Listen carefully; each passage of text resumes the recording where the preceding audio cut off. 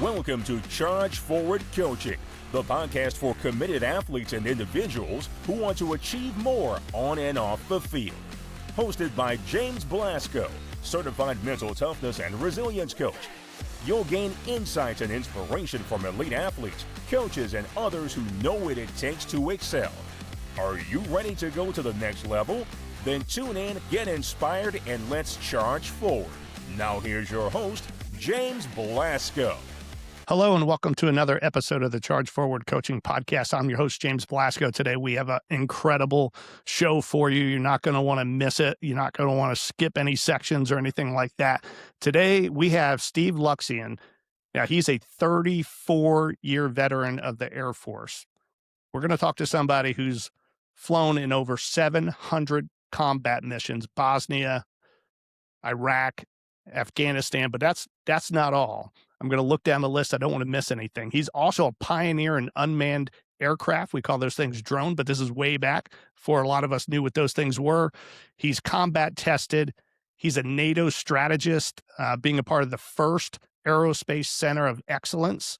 He's an FAA national research leader. He's currently an adjunct professor at Embry-Riddle University here in Daytona Beach, Florida. Oh, by the way, he's a lacrosse ref, and he played lacrosse in college. So it's going to be a great show. And I believe, I don't even have to ask him a question. I know he's a mental toughness expert. So Steve, welcome to the program. Thanks very much, James. Yeah, thanks for the nice introduction. Absolutely. I would say let's go through your resume, but it would take about 5 episodes to do that. So what I will ask you is, for the last 30, 40 years, what have you been doing?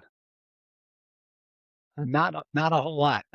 Trying to improve the golf game, as you're well aware.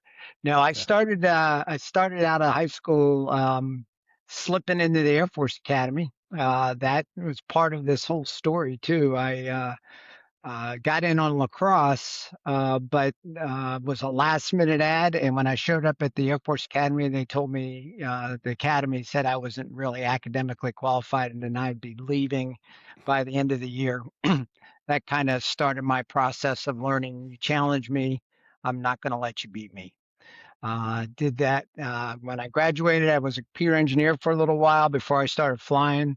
I flew the F-111 for 10 years in desert shield, desert storms, at nuclear alert, all kinds of different things. Then I went, did an exchange with the Navy, flying F-14s and EA-6Bs, was in Bosnia, Herzegovina with those operations and some of the operations in Iraq.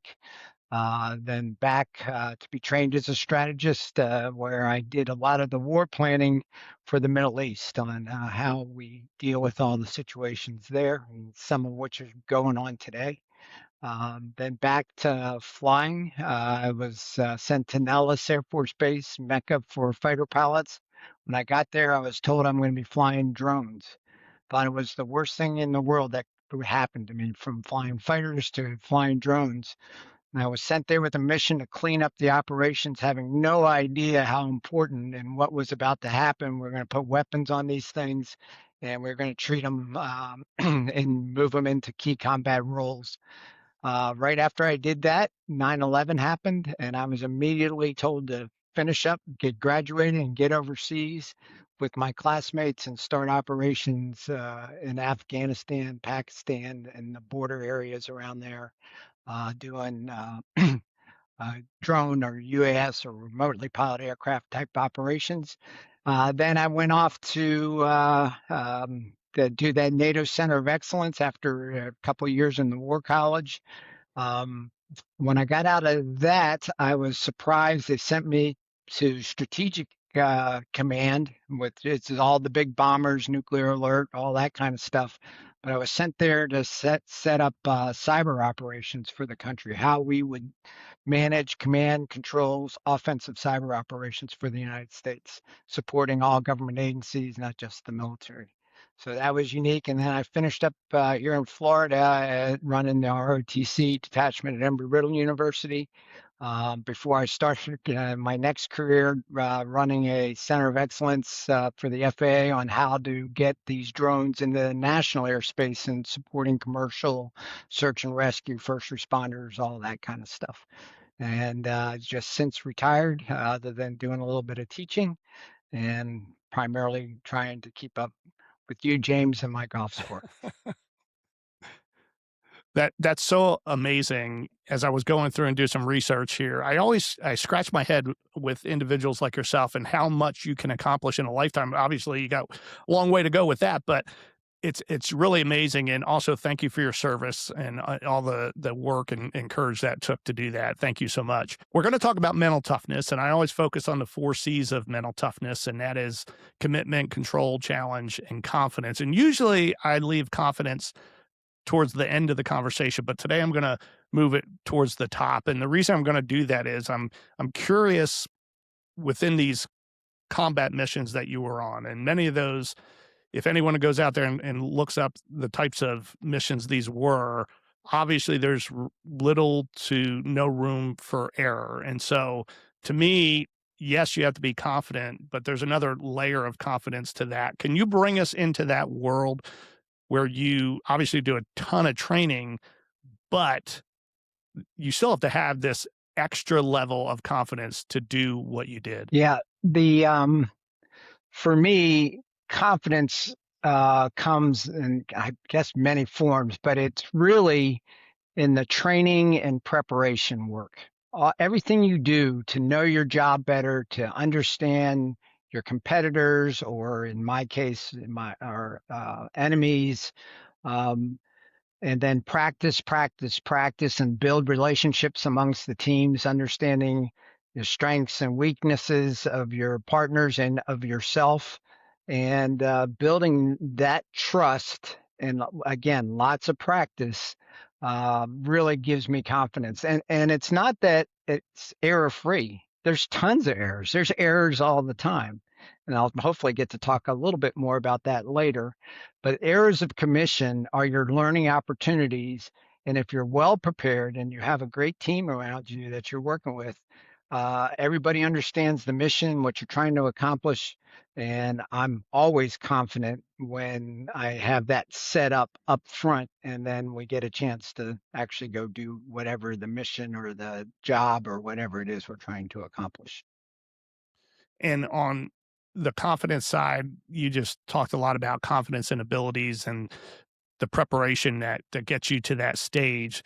There's also like interpersonal confidence and the ability to communicate effectively, efficiently, and to do so in a constructive way, but also in an assertive way, especially in high pressure situations. Is that something you can really train for? Is that a personality trait? Like how does that come to be that you can do that in these situations? Well, some of it's probably obviously personality. That challenge somebody gave me that I can't do something makes me really want to make sure I can do it.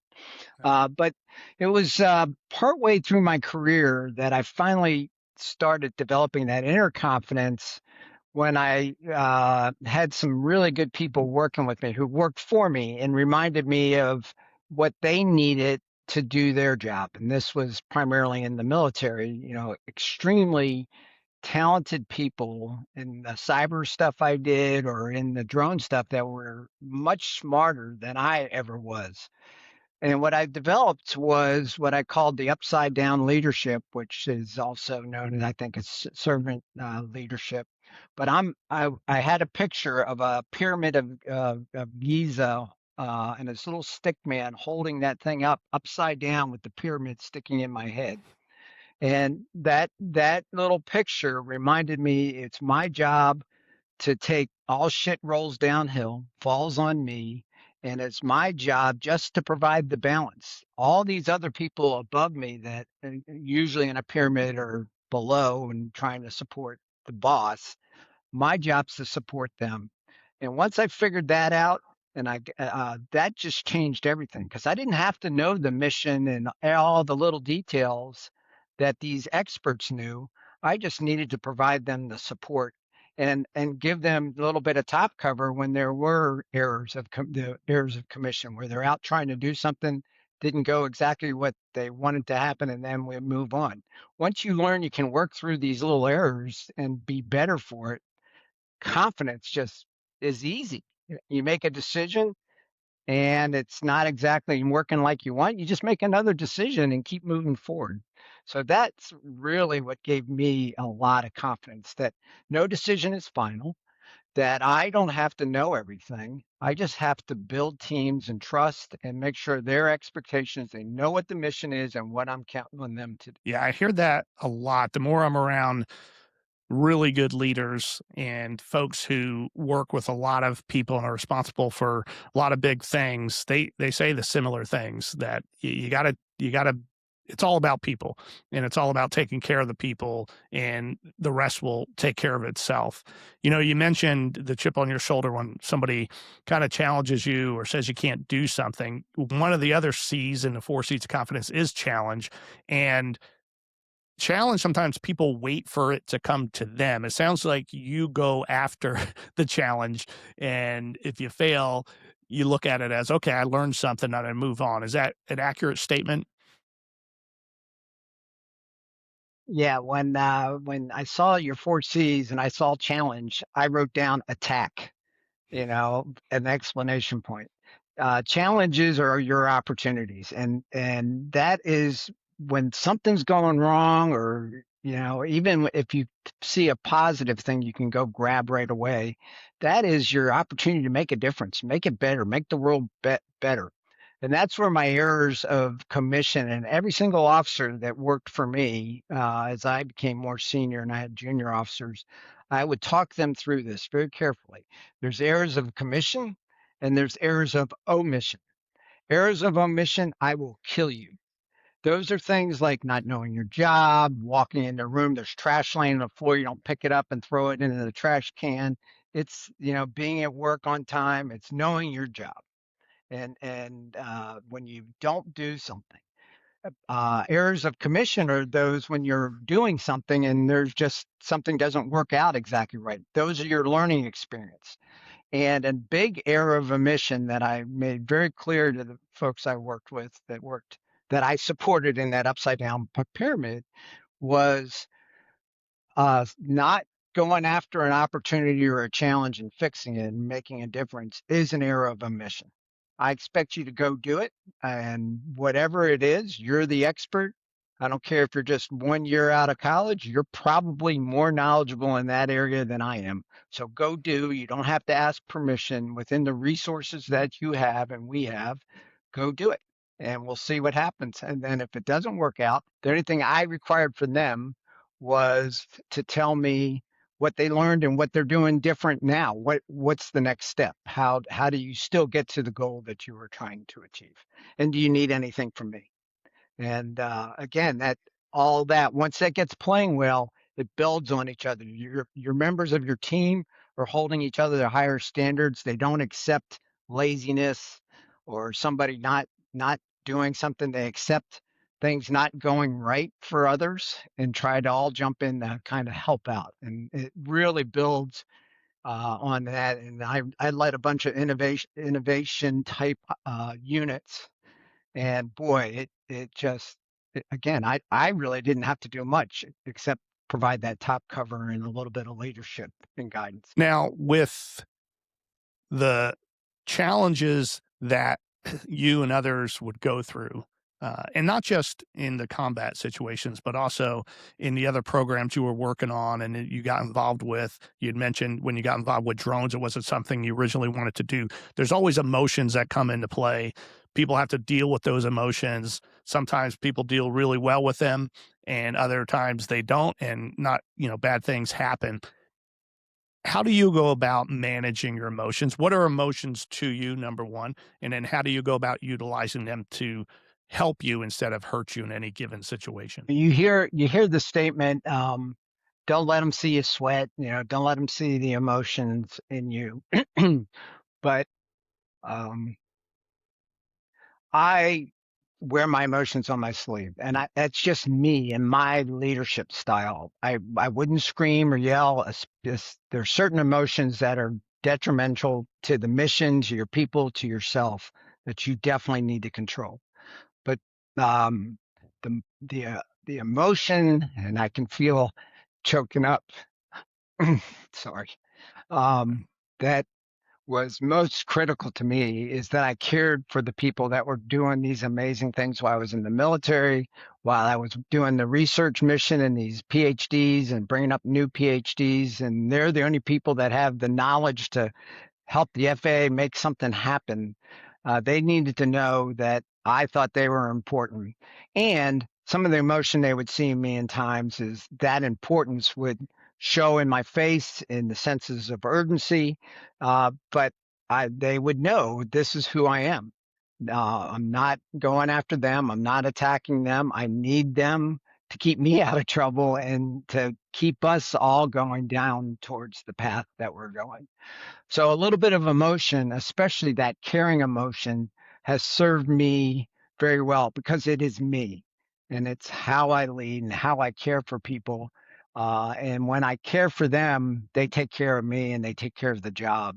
And I learned that early on in my life as a teenager with a manager of a pool that hired me as a lifeguard, and just the little tiny things that he did for me when I was just a lifeguard to give me some grace when something would happen wrong or I just needed a day off or whatever. He told me that, and that has stuck with me my whole life. And I have not been afraid to show those kind of emotions when I go after something or I work with others.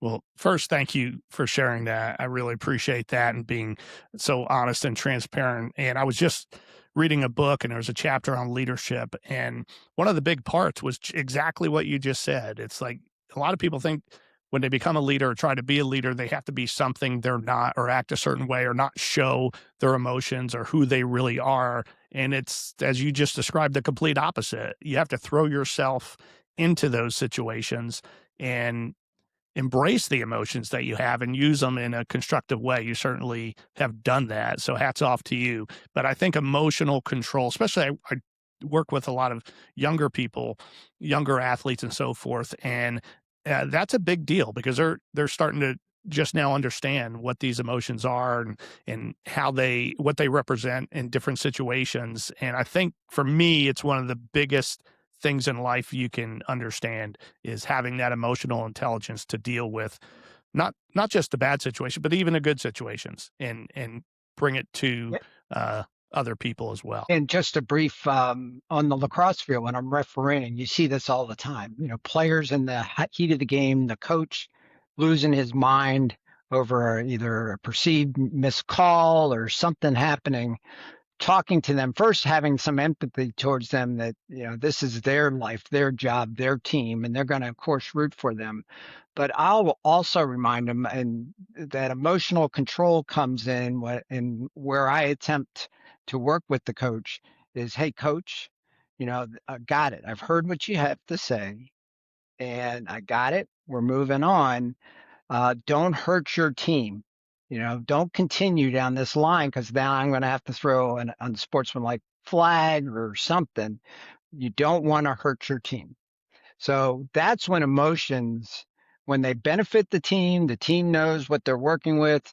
That's one thing. But when your emotions get out of check and it starts harming the performance of the team, then that's too far. That's where you need people on the team to remind you that you're harming not just yourself but everybody else. Yeah, there's definitely a connection about people. I'm glad you brought that up because even in your daily life, you come home from work or you're not in a great mood for some reason, and it impacts the people in your home.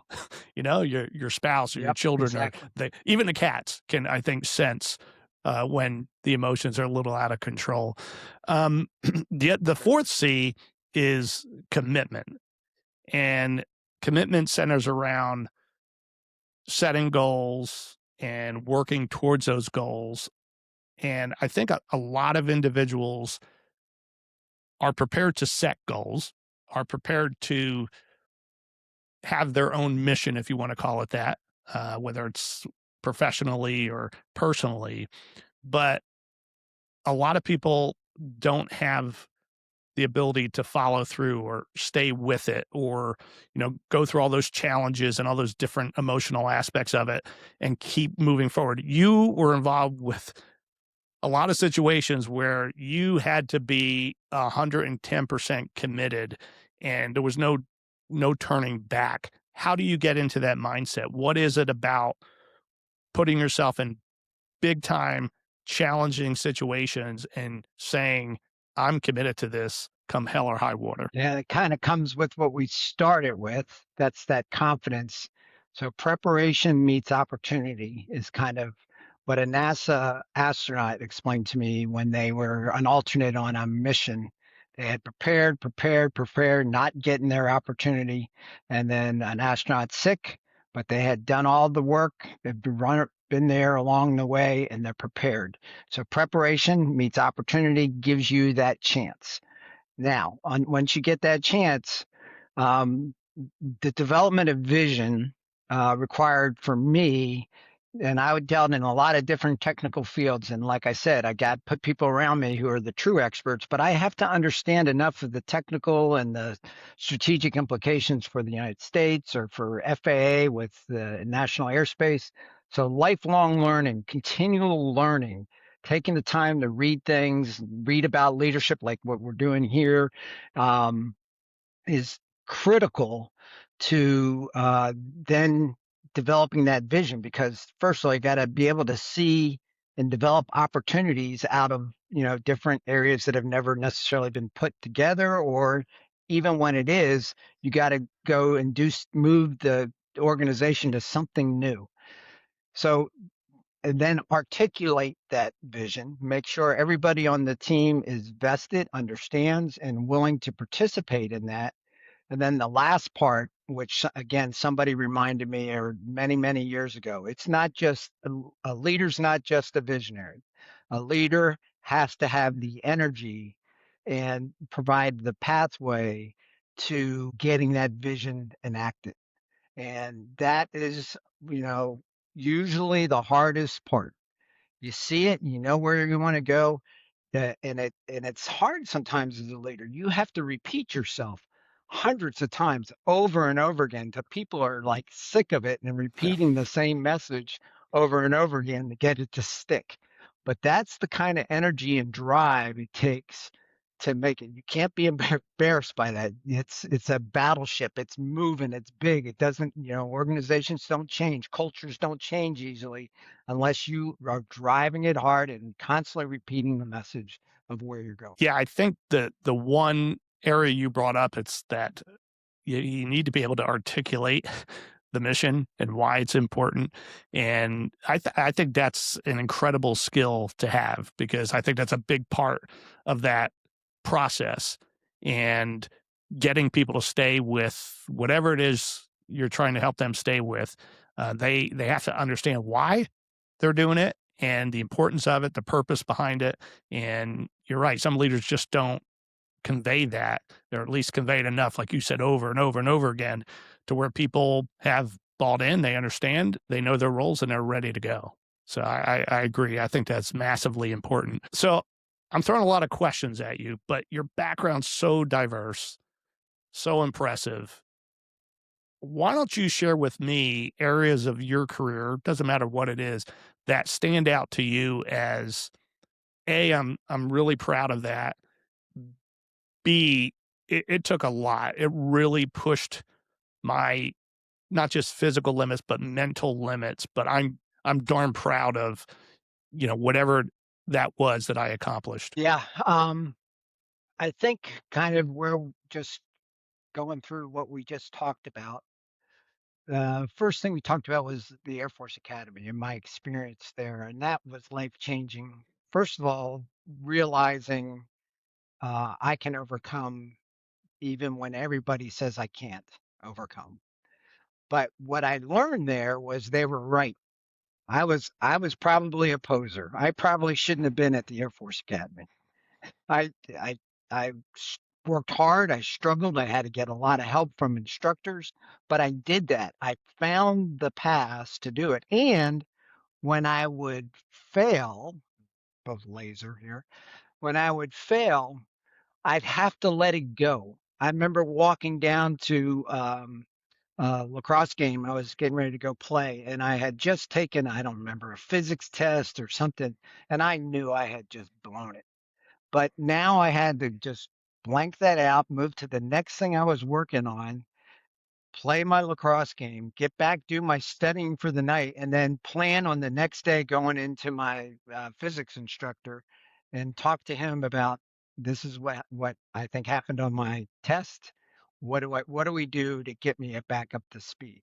So it takes a village, number one, to be a good leader. You need people around you to to handle and help you around your weak areas and blind spots. And that's one thing that I learned early in my career, and I think that lays out all the way through with my confidence that a mistake, a failure, is not never final. It's just a step in the road that you're gonna kind of take. So that was a big one. Probably my one of my biggest humbling experiences is when I was sent from the fighter community to the drone community. And I came home to my wife and I told her, "You're not going to believe this, and it's terrible. How bad this is." And she said, "They must have a reason for this." And I wasn't listening. I was all about Luxion myself and not on the other side. It says U.S. Air Force. I was not thinking about the business, the organization. I was thinking only about me. And I was wrong. Um, I was the right guy to go and get that program cleaned up, the bad pilots out, let the creative innovators on how we can use drones take charge and provide them top cover. And then when we deployed to a crappy location where people were getting sick, were under threat of terrorists attacking us and everything else, I was the sense of calm. I had already been in combat, so that was necessary then. So, I don't know, everybody is different, but my higher calling, my God, put me in the right place at the right time where I could influence just a bunch of people and make a difference in that what became an amazing revolution in military affairs on these whole drones. It started in this small group of, I don't know, there was probably 50, 60 of us deployed, and we grew the capability out of that. And it was just a little seed that can make a huge, huge difference. So, for me, it's about what has always driven me. And I've always wanted positions that if I fail, the mission fails. But I'm not going to fail because you challenge me, I won't fail.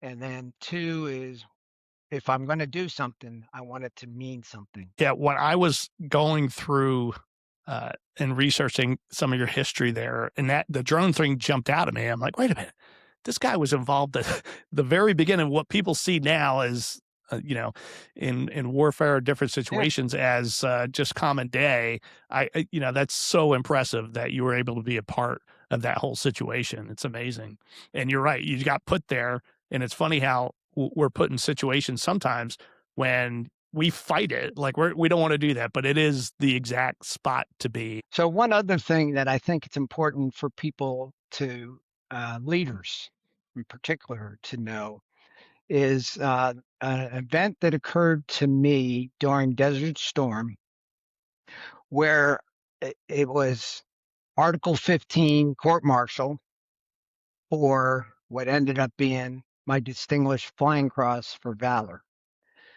At times as a leader, you know what the job is that has to get done, and there's no good answer. And all solutions are not necessarily the best solution, but you're put in that role to lead. So lead. And fortunately for me, I was on my way home, but there was a plenty of other senior officers and leadership around that saw what I did on this mission. And when everybody else had failed, we had accomplished the mission, but we didn't do it in the way the boss told me to do it, that I was ordered to do it. But I got the mission done because the way we were ordered to do it didn't work. And so when I landed and he saw that and I was, going against everything he said, he was sending me home and he was going to make an example of me. Well, years later, somebody put me in for that mission. And, either way, it was what you do every single day. But because of all the challenges associated with that, I think somebody felt that this needed to be written up and it was sent in and approved. So my message there is, when you're the boss and you're a leader, you need to lead. And sometimes there's no good outcome, but that's your role. That's why you're there. And if you get replaced, moved on, that's not the end of the world. You'll go find something else to do. You learn from that and you move on. Yeah, no, that's a great story and a great lesson that I think a lot of people, especially young people, need to hear. Definitely. Um, so lacrosse, it's a great sport.